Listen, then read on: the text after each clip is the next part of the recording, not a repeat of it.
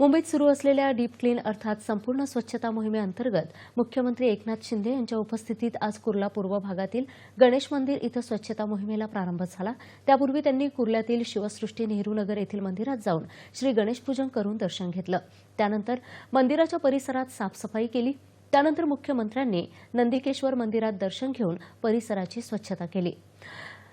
त्यानंतर त्यांनी सिद्धेश्वर सोसायटीला भेट देत नागरिकांशी संवाद साधला आणि तिथल्या स्वच्छता मोहिमेत सहभागी झाले।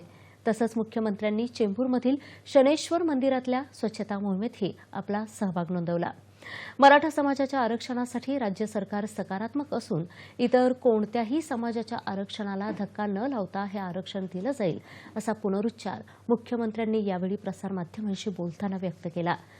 कायद्याच्या चौकटीत बसणारं आणि टिकणारं आरक्षण देण्यासंदर्भात पुढच्या महिन्यात विशेष अधिवेशन घेतलं जाणार असल्याची माहितीही मुख्यमंत्र्यांनी यावेळी दिली।